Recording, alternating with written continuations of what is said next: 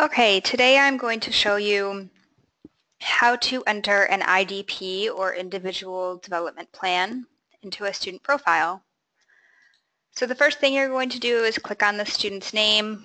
The ribbon below it will pop up and you'll select Individual Development Plan.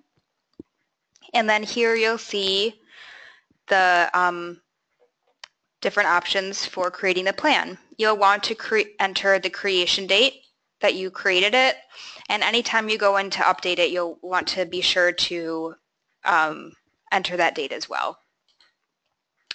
So entry grade, reading grade level, and math level, you can get those from TABE testing or Wonderlic testing, whichever you do.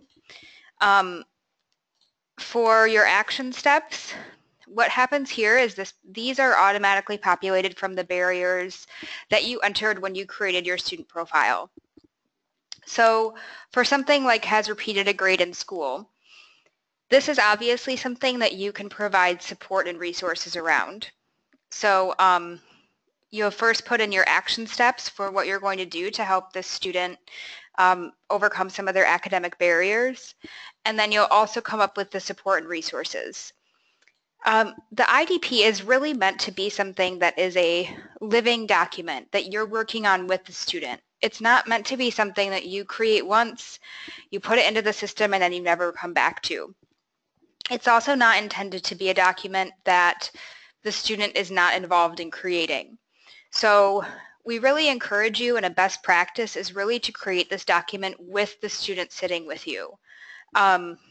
Because if you're looking at something like has repeated a grade in school, you're going to want to discuss with them how they think that they can overcome this barrier and the support and resources that they need. So this barrier obviously is not one that you will ever actually complete or remove. Well, you can complete your action steps, but you will never actually remove the barrier. You can remove a limited English proficiency barrier, however. That's obviously one that you could connect the student to, you know, a center in your community, in your school that provides ESL classes, and so on.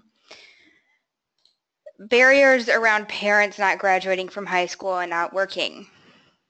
These are options that if you connect with your Michigan Works office and agency, you can provide the parent with resources. So while we do not expect that these barriers are removed by you, it is definitely best practice that you are connecting to other resources in your community to provide a mother with some additional resources that could help her overcome barriers as well. Economically disadvantaged, again, not necessarily something that you're going to be able to directly make an impact on during the time you're serving a student. But if it's really truly a barrier that a student is facing, we could put some action steps in here around them getting a part-time job while they are in school, working toward a full-time employment, maybe if they're already employed, working toward that promotion, working toward applying for scholarships so that they don't have to pay for additional education, connecting them to resources such as food stamps and so on. So all of these are really thinking around the action steps and support and resources that you're going to help connect the student to help them either overcome or reduce the level of their barriers. The career interest survey, there's not one specific career interest survey that we provide. There are a couple in Dropbox under curriculum resources. So really this would be a place for you to make notes in terms of what they're interested in doing. So you could simply write in here that they are interested in you know, attending Lake Michigan College, and maybe eventually earning their nursing degree, or whatever they might have their goal as. Post-secondary training requirements to complete this. So obviously they might need all of these. They might need other, whatever they need to complete this career interest that you have included.